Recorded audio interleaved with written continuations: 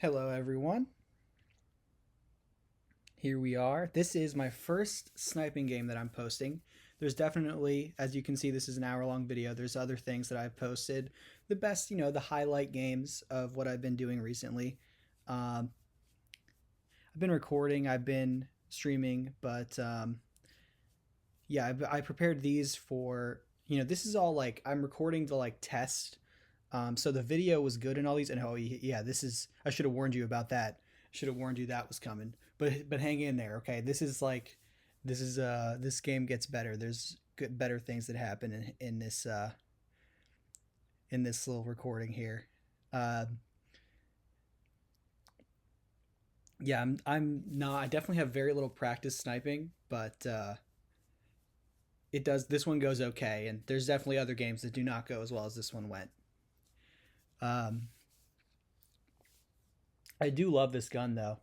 I love just a waist up. Just give me a waist up one shot, and I'll be pretty happy. I do recall a 50 caliber sniper rifle. This 50 caliber sniper rifle does not work like an actual 50 caliber sniper. I would just like to point that out. Those things do not fuck around. Opposite of fucking around. Um, you can cut a big ass tree in half with one of those bullets, and wherever it hits your body, you die. Seriously. The destructive power of a 50 caliber sniper rifle is immense. Oh, see, there's your good one. There's one of your good ones. Yeah, and Battlefield Bad Company 2 actually did a fantastic job of having a realistic gun range on their damage range on their guns, and they had a 50 caliber sniper rifle um, that in that game that was really good, and that was just a really good game in general. I love that game. It was funny, it was fun. I never played online, um, unfortunately, but the campaign itself was quite fun.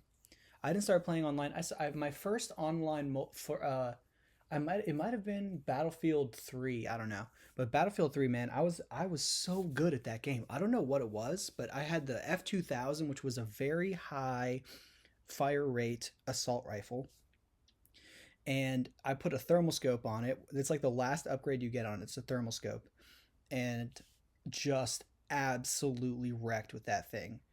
I have never literally. I should have uploaded those YouTube videos. That was when I first began to think I should upload videos. Was because of how well I did. Like I was like, I'm gonna look up and see. Like I'm playing TDM a lot in that, and because I liked Call of Duty and I had played Call of Duty as well, but um, I was looking up, okay, what are the best TDM gameplays of Battlefield 3 out there on YouTube? And I'm like, I do that it was like, a bunch of like 20 and 10 games or so, 20 and 5 games, 20 something in 5 games. I'm like, I do that every game. I was like, holy crap. But that was so long ago, and I never really followed through on that. I recorded like one or two games, but I was just so busy with other things that I didn't do it. Um, I remember one game specifically, I was 40 and 10, and that was the thing that really shocked me the most. That was the game that really blew my mind the most, because I mean, you only get 100 kills for the whole game, for the whole team, and I went 40 and 10. I had not seen anybody post a 40 kill game on YouTube of any kind. 20 was like the most I had seen, even like maybe a 30. But yeah, I had at least a 2KD in every single game that I played. It was very fun. It was very fun for me. And I just ran that F2000 with that thermal scope. People would have the heady on me, would have the head glitch on me, and I would just snap to them and boop and bang, dead. They would have complete positioning on me, and I would just crush them. Um, Even in those cases, I would win. It was pretty cool. Anyway, uh, yeah, my sniping gameplay here is pretty. It's going okay. I go 18 and 10 in this game.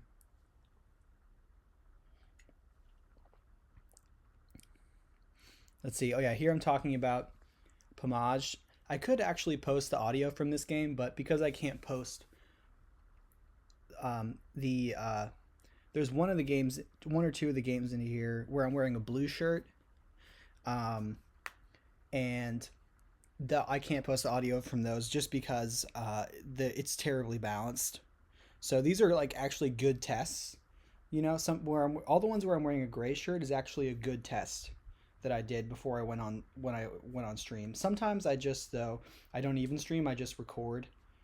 I figure it's good to have both. And also, I get better gameplay when I record. If I stream at the same time, I lose. I have more lag. I have more latency, and so it's nice to play without that sometimes as well. And it makes playing when I stream annoying. I was saying earlier, I made the mistake of playing this without streaming it at the same time, and I've got spoiled. Boop, boop. Yeah, there I just saw. Okay, my teammates are all over the map except in that spawn. I know they're going to be coming from there. And then we pushed towards their spawn, and they're going to be coming the other way, and then boop, there you go, 18 and 10. I asked myself in this game, I say, did I just turn into a snipe god because of the some of the one shot quick scopes I was doing there?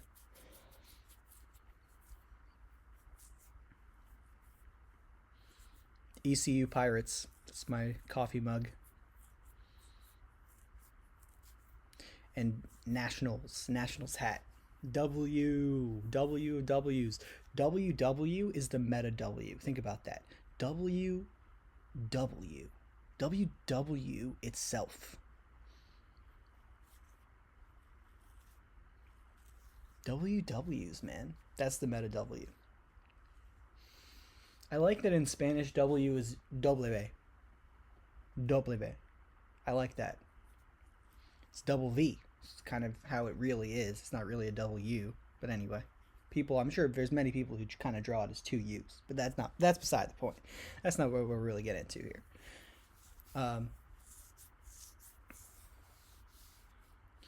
Nuketown gameplay. I swear to God, I played Abizi. He was on the other team on Nuketown. He must have been doing like a warm-up game or something for something else. And I killed him 3 times, and he killed me 4 times. So I was pretty happy with that. COD World Champion. I don't think he was fully locked in. I think he was like, just warming up. And I get that. And a lot of players use Nuketown to warm up. I mean, Nade, Scump, a lot of people just kind of jump in, but he did not do amazingly. Usually they do better than that to warm up, but he's probably like eating food at the same time or whatever. I haven't followed him. I haven't watched too much of what he does, but he's like, there are definitely times where he'll multitask, whereas others will not.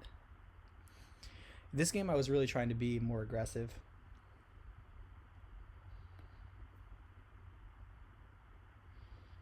There were times where I felt like, okay, we're going to lose if I keep doing that. I had to mix it up a little bit, but I was trying to be more aggressive than usual.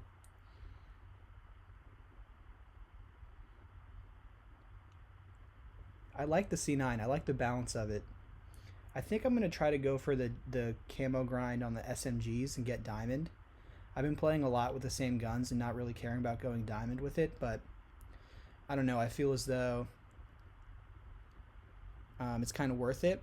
And as you start to get up in prestige, you start leveling up slower and slower, and I think every time you unlock the new camos, you get a little bit more XP and all that, and that'll just help me stay grinding. It'll just add a little bit more motivation to it.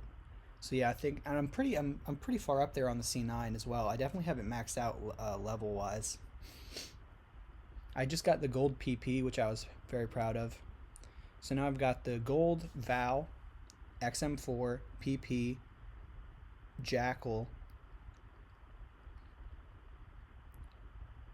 I feel like there's one more in there that I have gold. Can't think of it right now, but whatever. One of the things that I wanted to get into that I'll put in that I putting in the description of this video, that I'm planning to put in the description, is talking about the Shotzzy Scrap disagreement, you could say. I don't want to call it beef, because they say explicitly that this is just something that they disagree on, and they love each other and they fuck with each other outside of the competition and outside of this one specific topic. Water break, hold on here.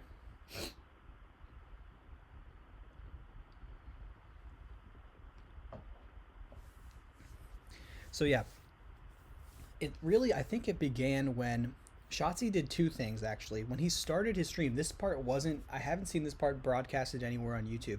When he started his stream, excuse me, when he started his stream, the day that he went off on all this shit, he was like, you know, what really stuck with me, he said, I can't believe my peers are saying these things. He's like, you know, we are Call of Duty professional players. We thrive on the community of Call of Duty. Our foundation is the fan base and the love of Call of Duty globally, right? And we do so many things. We've been saying so many things about how bad it is and getting people to stop playing the game, you know. And I totally get that. And he's like, I haven't been doing that, you know. He definitely is like, what the fuck sometimes, and he's like, but he definitely doesn't say as many negative things as other people about the game. That all being said, you know, I thought that was an interesting point. He was like, I can't believe, you know, he just was really like surprised and sort of disappointed in his fellow content creators and professional gamers about how they just aren't being supportive really of the game, you know. And I think, you know, people have complaints that are justified, especially like, why do we feel completely left out in the cold by the people who make the game? Where's the communication and everything? Among other things, certainly cheating, I mean, we know what people complain about, but I think he is kind of making the point that we're making it worse than we need to be. He didn't say that explicitly, but you know, I mean, everybody knows it's possible. I mean, most people know, especially most adults have the idea that have, you know, come in contact with the idea that it's possible to get into a negative spiral of thinking, you know, and to make something a negative vortex of philosophy and thinking and belief, and that's kind of what's happening here, you know.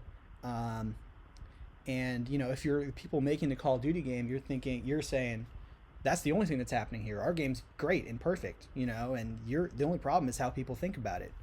You know, and I have brought up in the past, you know, like, if you want to like be more competitive, maybe you'd disincentivize other people playing the game. Like, I'm gonna play, you know, I'm gonna grind this shit as hard as I can, but I'm gonna make it sound like people shouldn't, you know. And I don't think that's right. I don't think people should do that, and I don't think that's actually in anybody's best interest, even though you would maybe get people to play against who are less practiced. You got to think about sustainability. You know, and even when you're not going to be a pro later, you know, and I'm not a professional Call of Duty player, you know, I'm not going to claim expertise on that. I'm just going to tell you, these are simple things. These are things that you do not need to be that to know and understand. And, you know, so, but to get back to, you know, what they were really disagreeing upon, Shotzzy and Scrap, I didn't really talk about that. I just kind of said, you know, one thing that wanted to bring to light that thing that those things that Shotzzy was saying that haven't been necessarily broadcasted as much. You know, he was really going after Scrap, and then Scrap joined he was in the chat, you know, also replying. And what Shotzzy really had a problem with Scrap and with LA Thieves was LA Thieves flaked on a scrimmage because they didn't want to be streamed, right? They said and Shotzzy read the text out. It said, LA Thieves said, not trying to be streamed.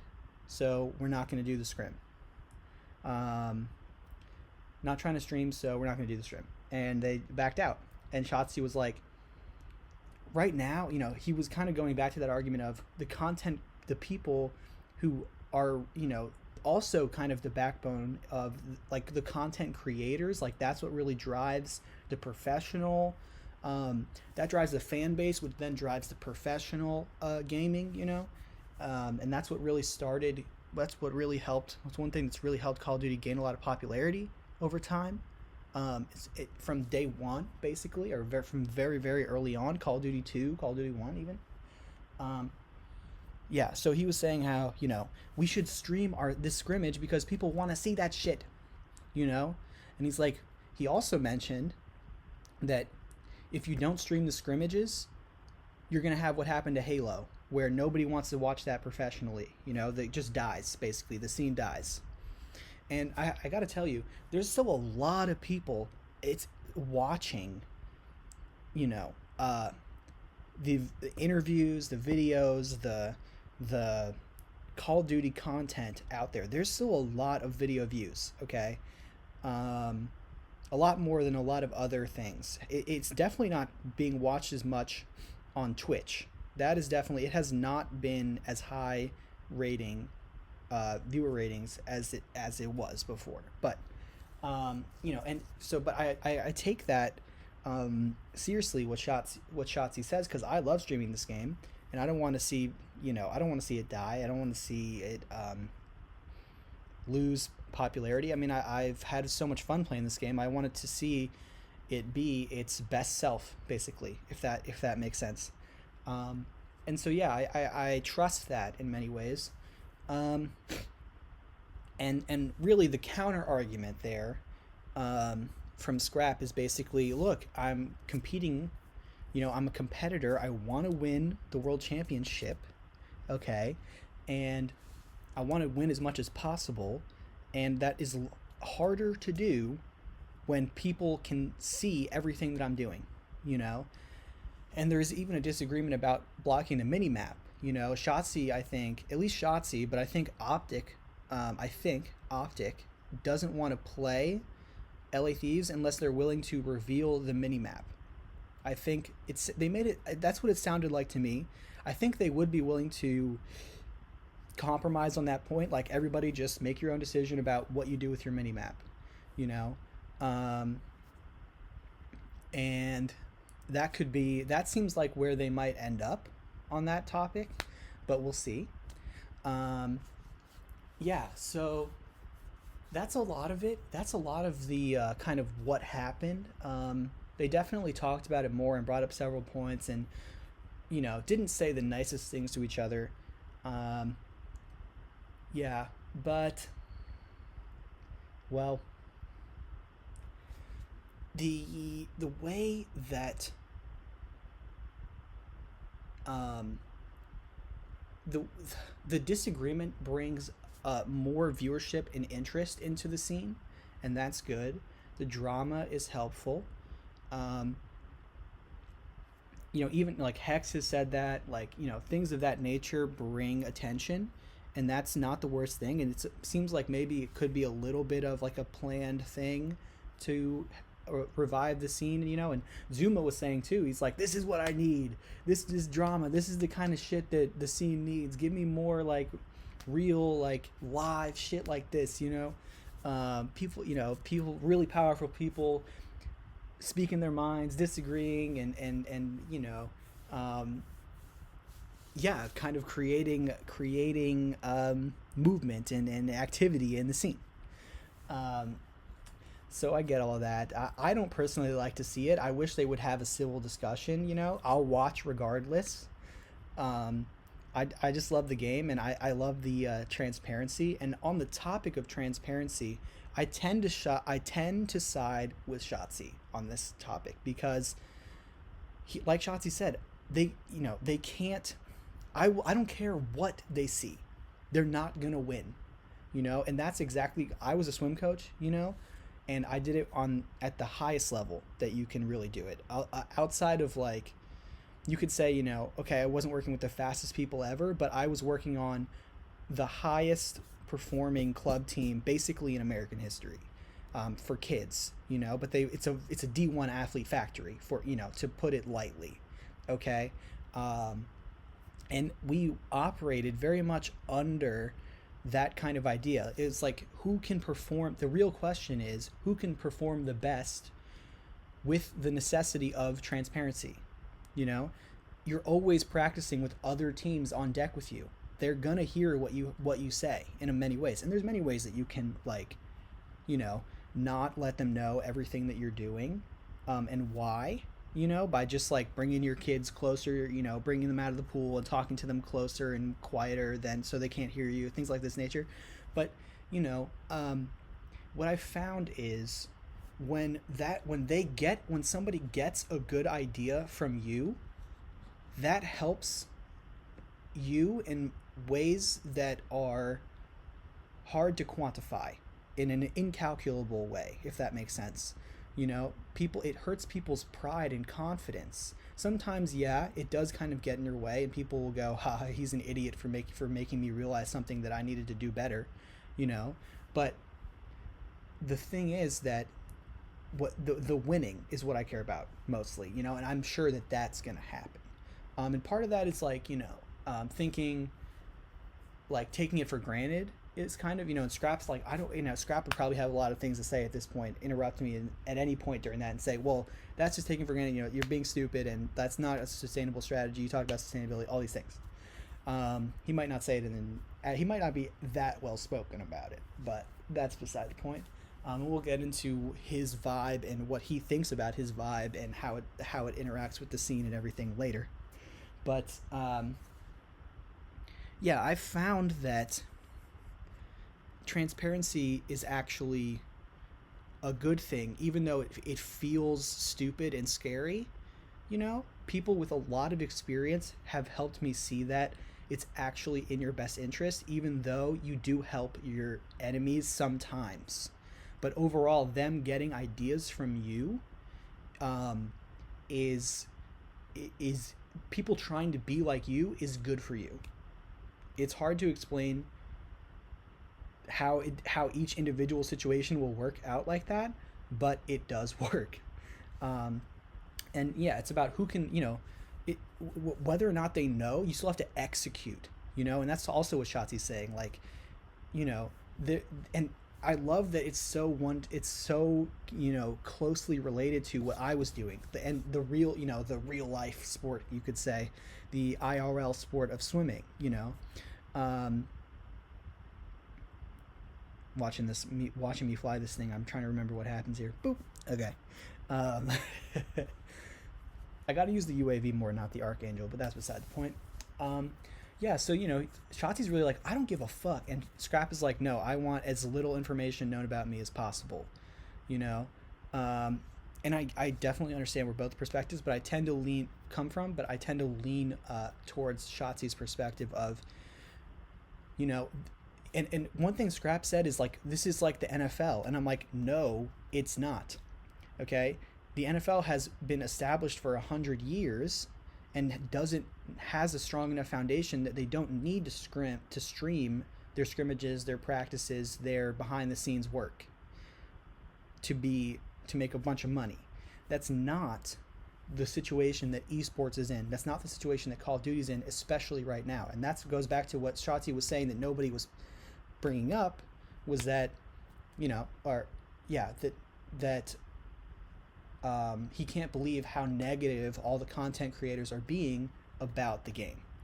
And that's part of why the game is dying, so to speak. And it's not dying, it's just in a lull, I think they will fix the game. I think it will just keep getting better over time. And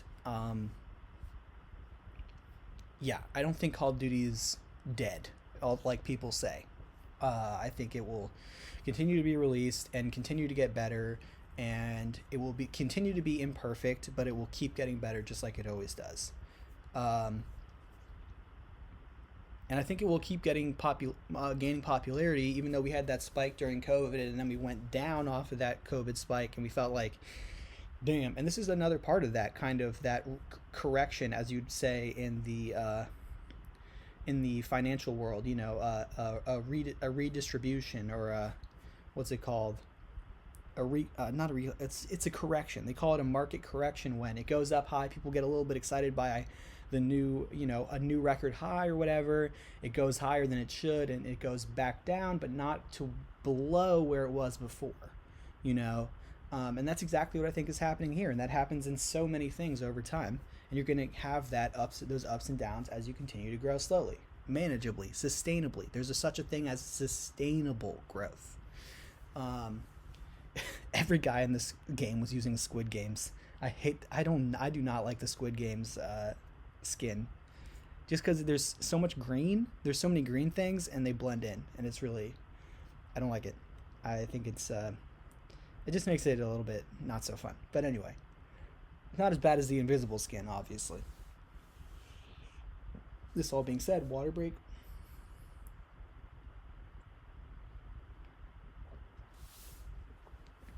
Yeah, so you really have those two things, those two heads butting about transparency versus not transparency, and everybody gets into the game. Everybody gets into content creation and gets into professional Call of Duty, knowing it's a competition of who can do the best, with the need for transparency in the scene, with the need for transparency in a growing, burgeoning thing relative to other sports and competitions that are televised or content, that are media. And it's a beautiful thing that, as I've said before, it's a beautiful thing that there is so much transparency. Like, you can hang out with your favorite athlete, your favorite streamer, for 8 hours a day, 5 days a week, basically. Like, a lot, if you really had that time. Nobody really has that time, but that's fine. You still get such a good look into, imagine that you got to hang out with Michael Jordan that much of a look into Michael Jordan's world, how he practices, how he plays, that much of a glimpse, and that much intimacy with your hero, your heroes. And that's a cool thing. So transparency is so much at the heart of what this is, that I think you have to accept the scrimmage stream, honestly. Even if you block the minimap, I think they should compromise on the blocking of the minimap. I don't see a huge issue there. People will still watch the shit out of the streams, out of the scrimmages, if you do that.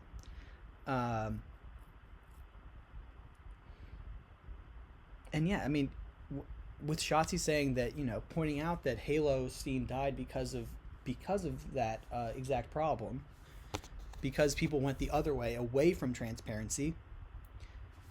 That's what you get,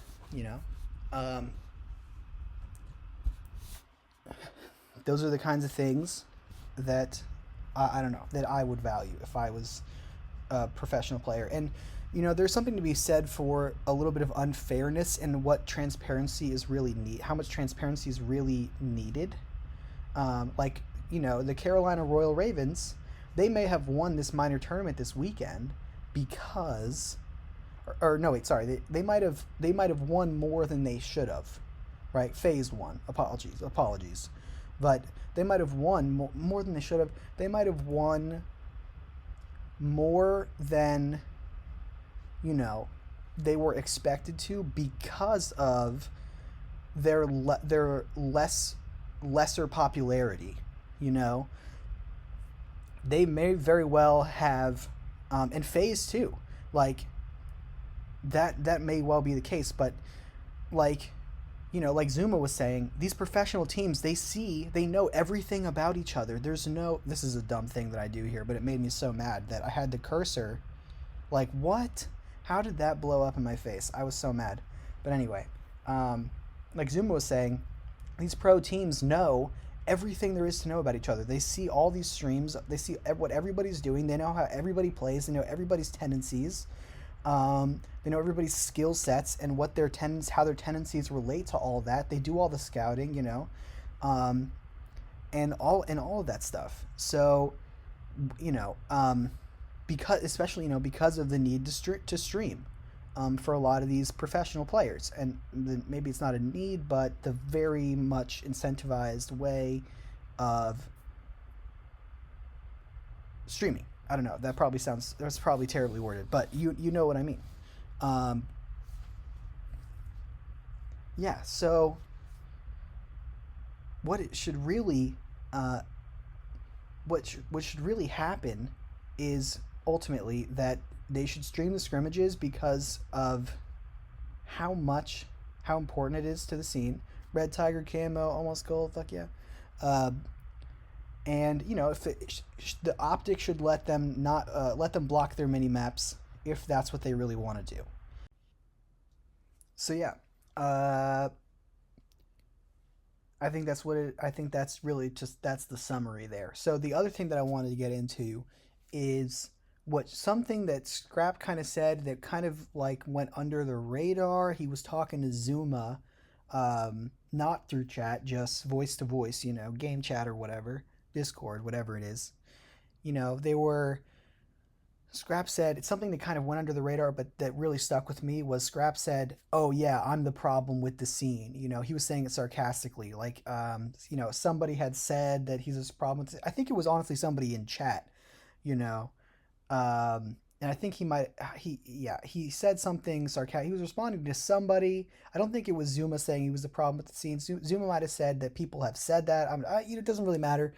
What Scrap, somebody presented that to Scrap, and Scrap was like, "Oh yeah, I'm the problem with the scene. Yeah, you got it. You totally understand how this works and everything."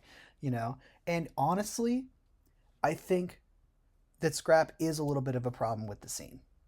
Um, he does not. He's not. He does not set a good enough example. He does not set an example of responsibility or humility.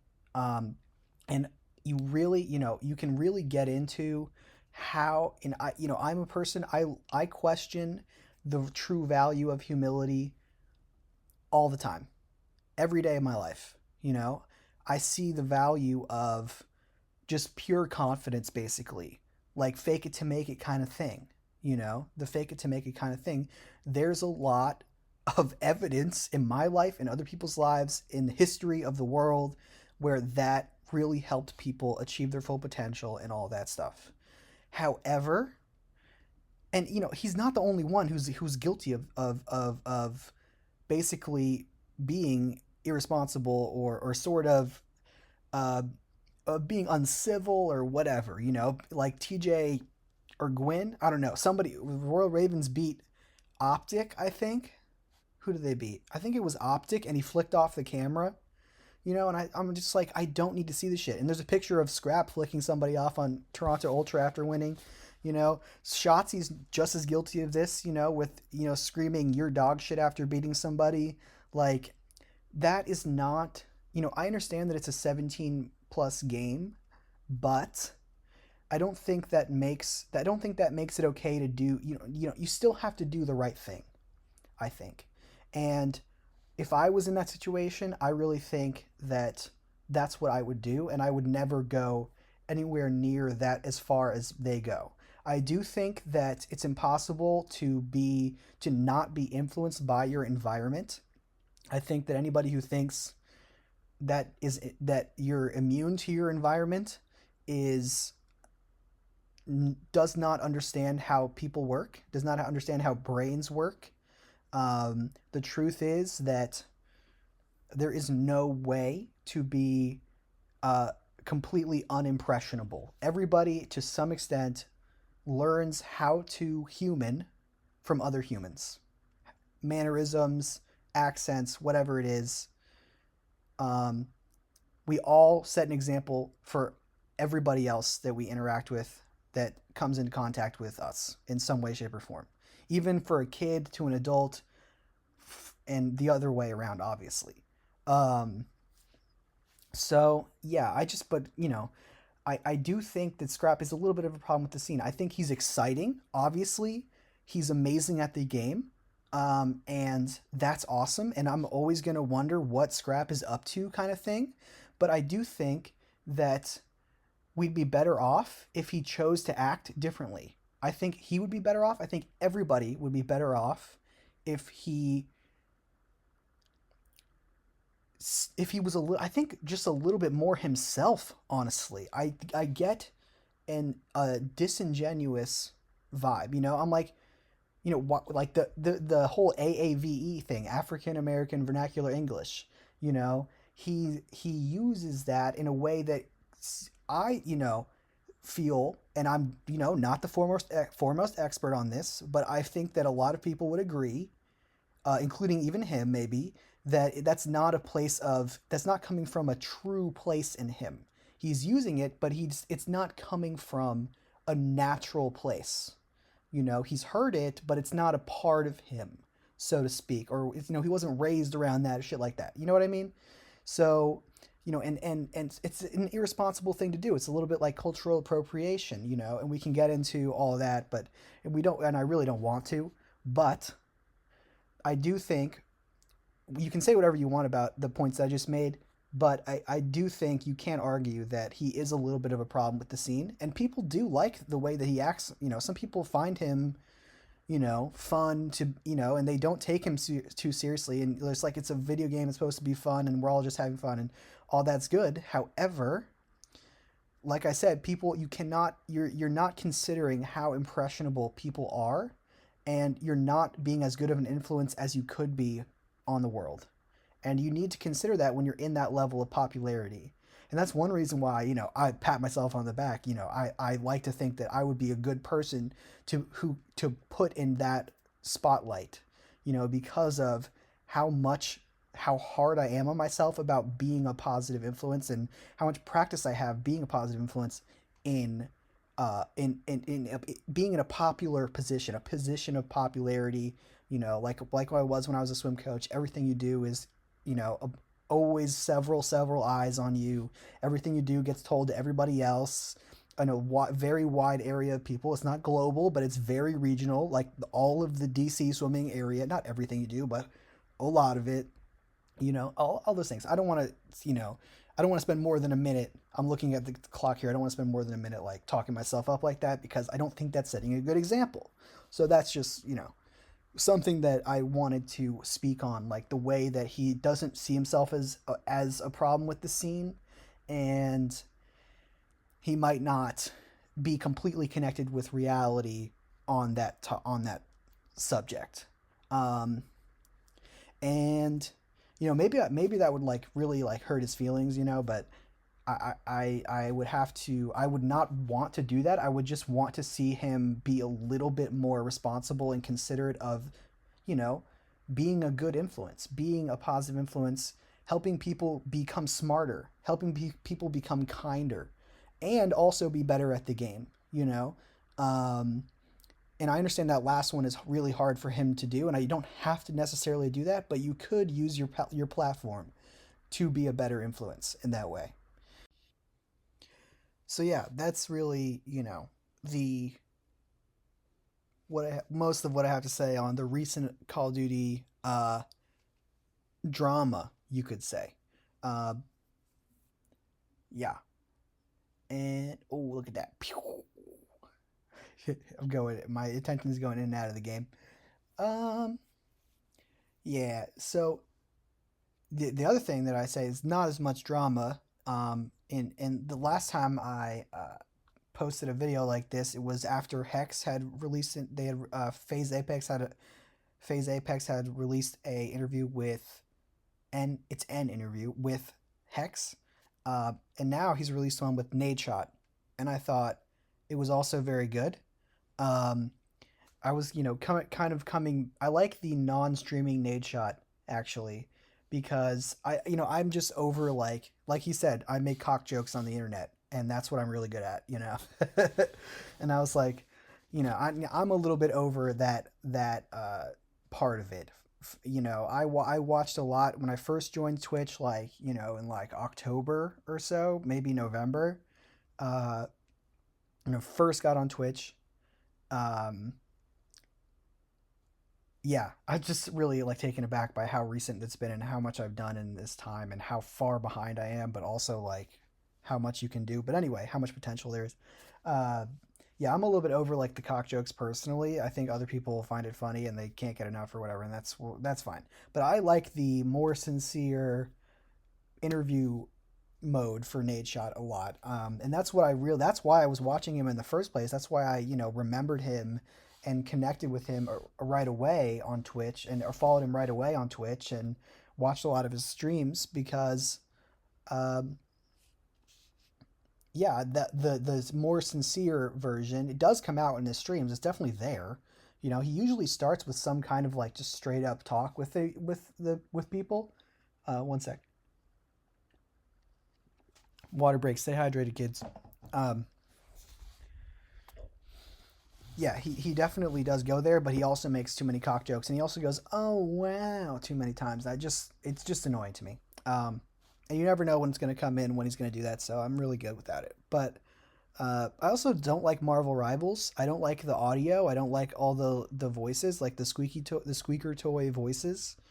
Um, and I don't love the such high health. I like the lower health nature of multiplayer, um, and a little bit closer to reality. A little bit closer. I definitely think it's very very far from reality. Call of Duty, but and like any like sports game, for example, I do think it's very very far from reality. But I don't want it to be too far, if that makes sense. And that's just I'm sure many people feel that way, and many people don't, and that's fine. I think you should play whatever the fuck you want to play. And I think every streamer should just play with whatever the fuck they want to play. I do think some would lose viewers if they did that, but I also think that they overvalue that. They put too much pressure on needing to play the same thing every single day. Um, so yeah, that all being said, Nadeshot released that interview. Or Nadeshot did not release the interview. Phase Apex released the interview. Props to him for getting these people on his YouTube videos and facilitating this high quality long form content. Uh, so yeah, but he talked about it's crazy. What really struck me the most was, or one thing that really struck me, I should say, is how well he remembers the whole his whole career. How well he remembers the whole process. I find it impressive. He knows what year, how much money he won, uh, how what who he played with in the tournament, who he played against in the tournament. He just remembers every little thing that's happened since basically he's joined esports, Call of Duty, Halo, and he also did Gears of War, which I was surprised by. I didn't know that. Um,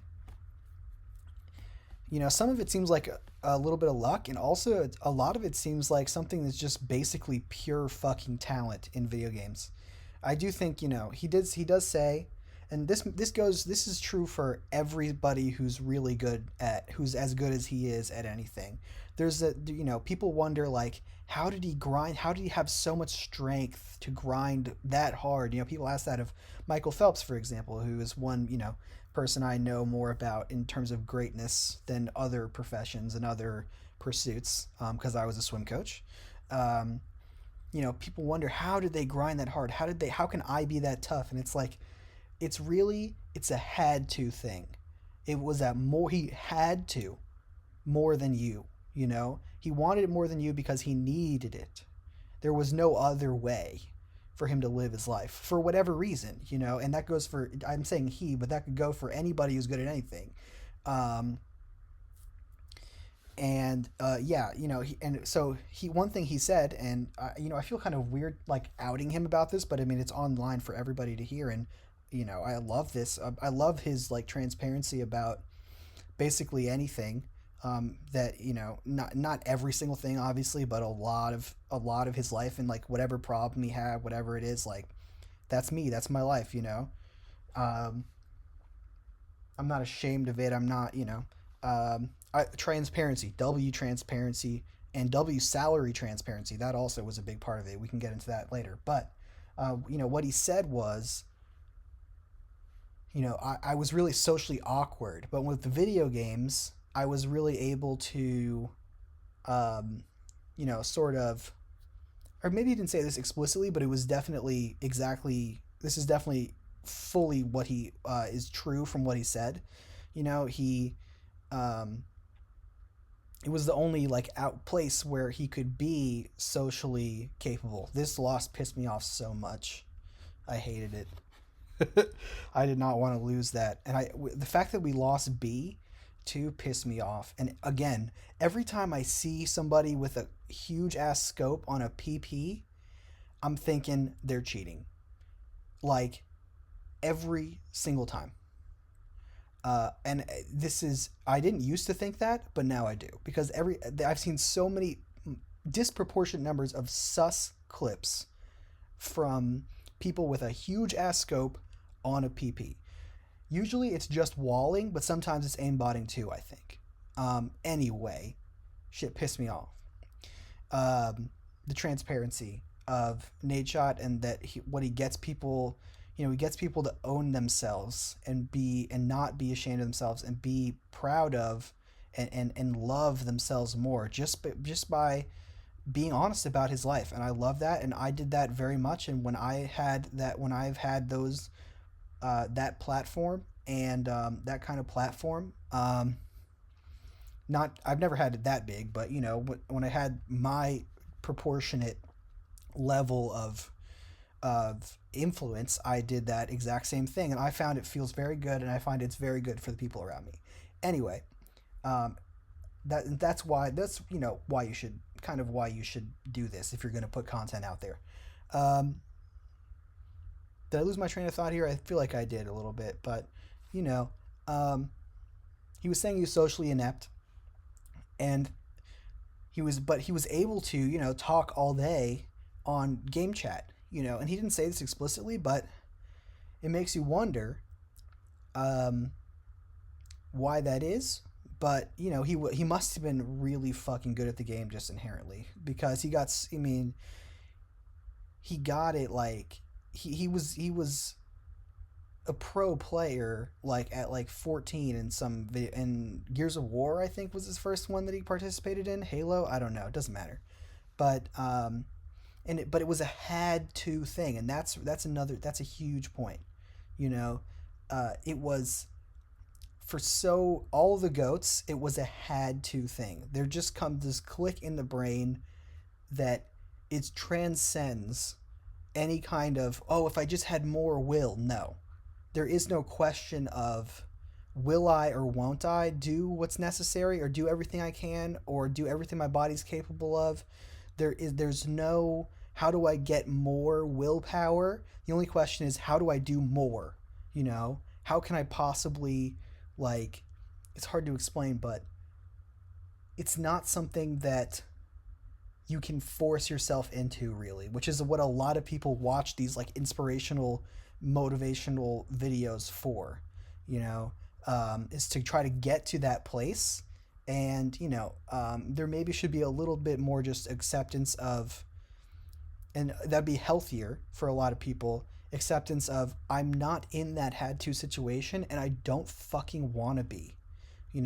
I don't, it's not so, like, the level of necessity that causes a person to swim and work out that hard every day for 8 years is not something that you want to experience. I promise.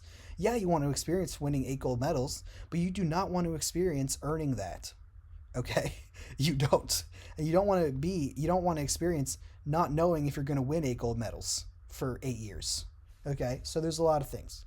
That's the Michael Phelps example. And I think Nadeshot was a lot like that. And Scump too. And like, Scump was, Nade, like, and this is a good example of like how Nade's like, yeah, I know Scump was better than me at Call of Duty. Like, I have no doubts about that. That is the way that it is. He's the best, and Nade has a good, he might not have always had a good relationship with that fact. But at the same time, I think he says the same thing I'm saying to you, which is Scump had to more than I had to, His grind was harder than mine. He grinded harder than me, or he focused more on Call of Duty at least, because of something that drove him beyond what is so far beyond what is normal or even probably even healthy for a person, you know. And you know, props for being it for you know, respect on that suffering basically. But you know, I don't want to, you know, we're getting to kind of like a, not maybe maybe a painful place, but it's a little bit maybe too empathetic in a way, like, you know, putting too many uh, there's helping somebody and being there for them, and then there's, and being understanding, and then there's putting more negative shit into the world. Got my phone blowing up. Okay.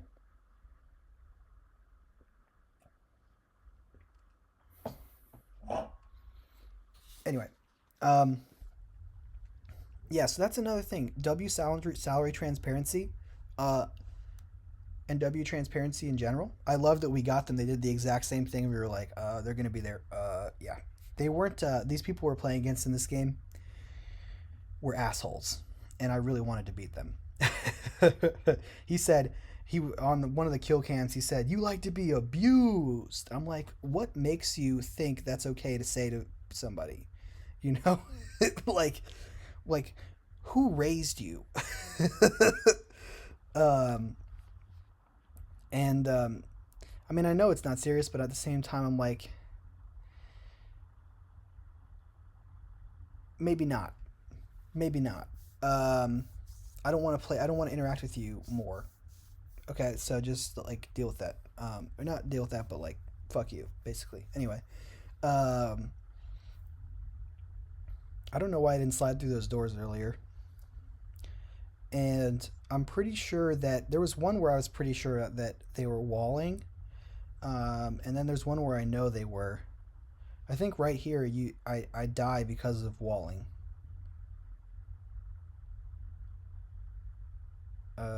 Let's see. There's one of these kill cams is sus as fuck from Shield Maiden. She wasn't too big. She wasn't an asshole at all, but I think she might have been cheating. Anyway, um, yeah, I think salary transparency is huge. I think that, you know, just like with the way that I've seen transparency be a positive influence on the people around me, I think that exactly that's one of the biggest areas where we can improve, make an improvement. Um, who the fuck is getting on right now? Oh, okay. God Bowser always gets on late. Um, so yeah, you know, because like one issue I think the world has in general is like salary discrepancy from the CEO to the lowliest entry worker.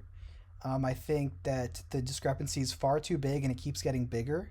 And we can talk about, you know, politics and shit all day.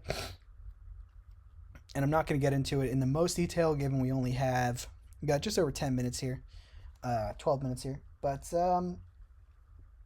you know, I do believe, um, food for thought on, you know, the I do believe that there is, that's a problem, the salary discrepancy. I also think that the fact that minimum wage, that inflation went up so much in like 30 years, that in the 30 or 40 or whatever, how many years it was, that minimum wage was $7.56 or whatever it was, um, that inflation went up so much and the minimum wage didn't, is one thing where you're like, where I'm like, that is a very, very clear indicator of who has the power and what people in power are willing, or how much people in power are willing to do the right thing. And the answer and the reality there is not that much, clearly. Um, yeah, and so you see salary discrepancies getting worse from the CEO to the uh, lowly worker, and you know they did update the minimum wage. I think they're moving the federal minimum wage up at least to $10 over time or something like that. I know states are definitely doing that. Um, However, that should have this should have been a thing. This should be, it should have been, it should be attached to inflation on a federal level, even if it's lower than a lot of other states. Um, Yeah, and that's what this comes out of the Nadeshot. He talks about how much money he made in many situations, and he also he leaked his revenue from the subathon, which was cool. Um, he's like, yeah, I really don't care about that. That came out and that's fine. Whether it's and it was a lot of money too, so that's good for him. But if it was not a lot, I think he'd be fine too. Um, So yeah, I also found it interesting that he won $1 million prize and he only got a $93,000 check. But I guess that's the game. That was back in that was way back. I'm sure he got a bigger percentage later on when he won $1 million, but or when his team won $1 million. But yeah, salary transparency I think is huge. I think especially the CEO should be very open and basically be throwing his salary in people's faces, not to obviously push, to flaunt anything, but so that he is 100% certain that everybody knows how much money he makes. And again, not he, but every CEO I've ever had is a he, so that's why I say he, but it could definitely be any person at all of any identification. Okay? Sorry about that. Just looking at my own experience and go in speaking from that. Um, yeah, if I was I've said before and I'll say it again. If I was the CEO of my swim team, NCAP, uh, I would really actually, I would want to be paid at least $1 less than the head coach. I think that, and right now I think the CEO makes like 8 times or 7 or 6 times what this head coach makes. Like there's this huge difference, and I find that to be insane, especially given what I saw the CEO do myself. I mean, he's there for all of like the most important things that the business does, but at the same time, what am I actually seeing you do other than like, and I shouldn't probably get into what we do too much, but I'm not seeing you do that much, okay? Um, and or like what gets said or what gets planned. So anyway, yeah, I would want that to be the exact opposite. And one example I would love to bring up, especially before we run out of time here, is there's this guy, this famous CEO. I know he has long hair. I forget what his business was, but I think he reduced his salary to like minimum wage or something like that. He went crazy. And I forget now, but he reduced his salary so much and he gave and spread it out amongst all of the employees in a much fairer and less discrepancy way, and it went fantastically. He had like basically he hasn't lost an employee. They work so well now. There's just a glowing review of that business and that guy. I can't remember now what specifically occurred, but you could definitely find it on the internet. You could just look up like CEO who uh, gave his salary up, or CEO who lowered his salary and gave it away or whatever to his employees, or I can't remember what it is now. But you could definitely find it if you want to. He has long hair. I remember he has long hair. Um, and that story inspires me a lot, and I think that you could see the exact same thing happen in the business I used to be a part of, and that I still have a lot of love for. A lot of my experience on that team in that business was a dream come true. I never thought I would love my job. I never knew that I would love my job, and I found that it was possible, that my dream could, in so many ways that I never knew would happen, would be realized. Um, and so, it can happen. It does happen. If you haven't ever found a job that you love, my experience is proof that it can happen and it does happen to people on Earth, and that um, pursuing what you love is not inherently stupid, or um, following your heart and work, putting the two together is not inherently stupid, and it should be seriously considered by every human being. who is gonna work, I guess. Um, that all being said, adjusting here. My back hurts. I hurt my back swimming a while ago. I need to go to the doctor for it. P4 here is like as soon as you lock in P4, like it's very hard to switch P4. If whoever gets it first, it's very hard to switch. Even if you have the good spawn.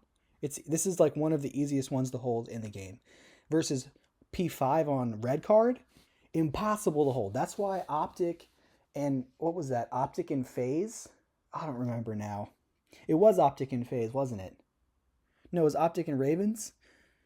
It was Ravens. Yeah. They ran out of time on their red card hardpoint, and I'm running out of time here. I got 5 minutes left, 4 minutes left. They ran out of time on that red card hardpoint, partly because they hadn't practiced it at all, but also because one of the P5s, nobody scored a single point on the P5 because it's so hard to hold P5 on red card hardpoint that it's not worth jumping into the middle. The fact you're gonna die instantaneously if you ever jump into the hardpoint on P5. So the best thing to do is get a spot near the hardpoint and like see if anybody jumps in there and try and shoot each other and just shoot each other from the doorway or from the hallway. In the luxury box or over by the hallway. Or from the up in the bleachers or whatever, and then you can get shot from the middle too. It's from the ticket office too. It's fucking crazy.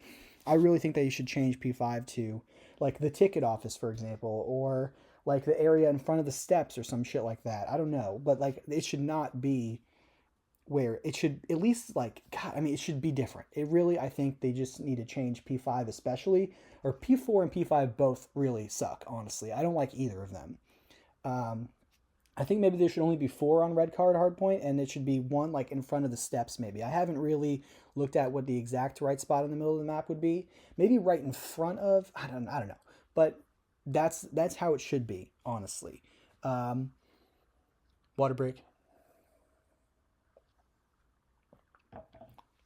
Yeah, so we've gotten into some. I got to come to a conclusion here, and we've gotten into a lot of good stuff here, and if you come across this video, please like and subscribe. But also, let me know what you think about some of the stuff that I've talked about. I will put in the description, what really has gotten covered. I didn't do that last time.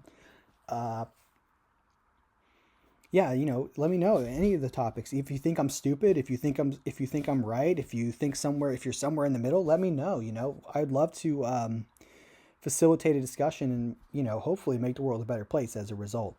That would be cool. So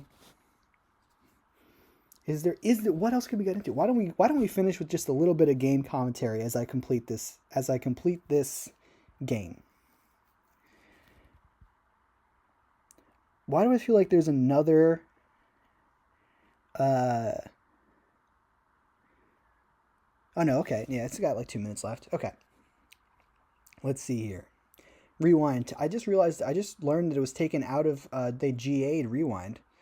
Or it was taken out of, maybe it wasn't GA'd, but it was taken out of competitive play for some reason. I'm not sure why, but I do think too many things get GA'd in professional play. That's just me. Let's see here. I'm kind of like reconnecting with what happened and all that. You can wallbang the shit out of that spot. I mean, you can't shoot through the dumpster, but you can wallbang the wall. Not a lot of people know that. I've seen it several times. I like the PP. I think it's a good gun. I love the magazine size. Holy crap. But I have the wrong mag on my gun here. It's the middle of the road fast mag. I wanted that kill. I wanted that one. All the way. Yeah, we crushed him here. And I could have definitely performed better. I died too many times. But, yeah, and I think this is the guy Rock Sauce here who I was talking to. Yeah, I was telling him that He shouldn't get used to killing me, but he did kill me several times. I'm pretty sure he was cheating, though. Rock Sauce, or whoever Rock Sauce is, he, they, whatever. Get him. Oh, yeah, it snipes me through the freaking pillar here. I wanted this kill, too. Yeah, I didn't finish great, but got the dub. Kind of probably, lost focus because of the fact that we were winning. But yeah. Thank you, everybody, and I will talk to you later. I think I'll do an actual stream. Or actually, in-game audio will come next. That's the next plan. Anyway, see you guys later. It's all love, for real.